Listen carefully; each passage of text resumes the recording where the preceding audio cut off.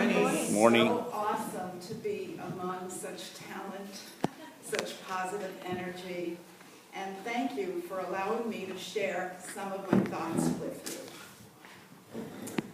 I remember about 15 years ago, sitting in a therapist's office, crying out, "Why aren't we born with a guidebook?" Well, since then, I have come to see that we are indeed born with a guidebook, an internal one, our own spirit. And there are guidebooks, maps, and guides all around us at all times. However, we can, and many of us do, lose touch with our inner guide and then proceed to follow guidebooks and guides that lead us to false treasure, to places that do not nourish or sustain us, places that are actually harmful. Many of us end up looking for God in all the wrong places. We just don't know that we're looking for God. All of us at some level of consciousness ask ourselves, how should I live? And we embark on a journey to find out. I think each one of us here today is by definition a seeker. We come together to learn a way to live a life, and seeking in a group is a wonderful and mutually encouraging way to go. At the same time, we are each the hero of our own personal tale. We know something of the beginning, we are somewhere in the middle, and we don't know the end. We each have a completely unique tale to tell and a unique journey to complete. What are we looking for? Each of us has a still small voice that gives us feedback, makes predictions, and leads us along. And many of us instinctively know that we are spiritual beings having a physical experience. We also might become aware that our spirit wants to evolve.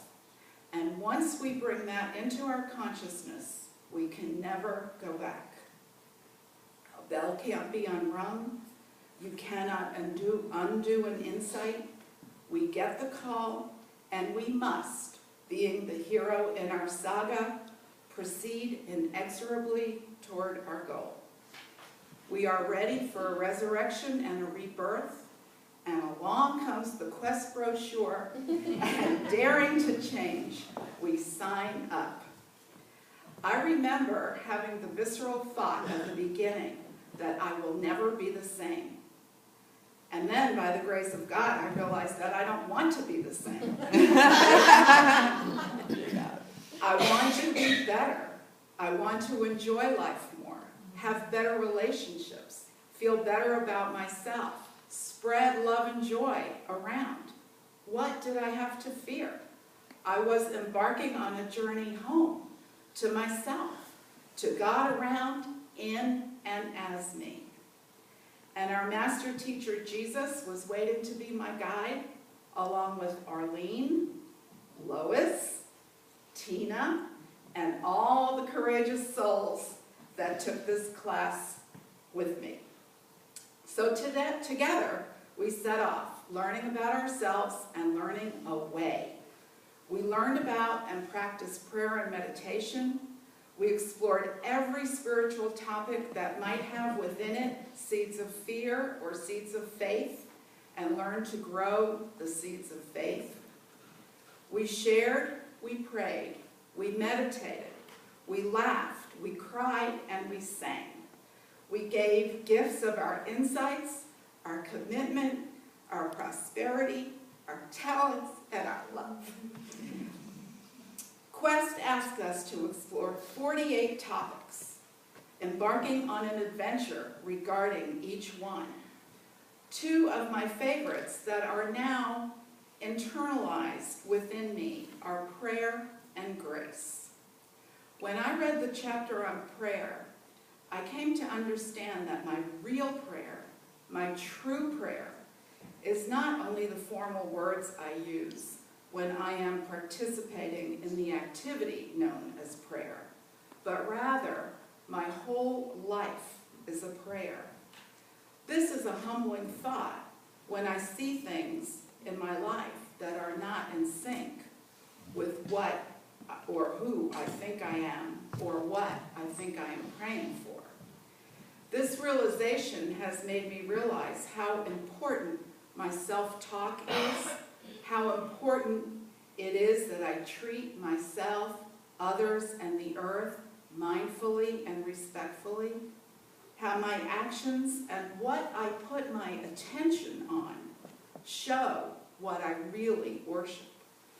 I learned that having my thoughts, feelings, words, and actions all in sync is my strongest prayer. If I am praying for health, I have to think, feel, speak, and act in healthy ways. Amen. I now work at making my life and my prayers congruent. And my other favorite chapter is on grace, which is the gift from God that saves us from ourselves when we fall short, as I do all the time. Charles Fillmore said, "Even beyond what we ask, seek, earn, or deserve under the law, God is more than willing to give." That means to me that when I fall short, God still loves me, and you. We live in God's grace, and we don't have to do anything special or be anything special. We only have to be open to it, to realize it is always there. And when we do realize it and make the connection, we can feel joy and gratitude in every moment. Thank you, God. Was this year's journey daunting? Yes, at times. Was it rewarding? Yes, always. Is it over? No. Never. Resurrection, rebirth, an ongoing spiritual process in this life and before and beyond. So who am I today? I am showing up as a kinder, gentler person to myself, to others, to the planet. I have a deeper relationship with God. I have a better understanding of the power of my words and actions, and a much truer appreciation of the worth and dignity of each one of us. For me and Quest, this is just round one, a sort of overview. I will be using the books and attending some of the classes again, because it's just the beginning of another part of the journey, to know God more, to walk down the best path for me, and to find my own unique way. To close, I'd like to share a prayer I wrote during the class. As a beloved child of the Creator, I think thoughts of love for myself and others. I hear with compassion. I speak words of kindness. I honor and care for my physical being. I am mindful of my connection with life in its many forms on my home, the earth. As God flowing through me and as me, I am both created and a creator. I am mindful that what I create bring forth love and harmony. For this and so much more, I say thank you, God, and so it is.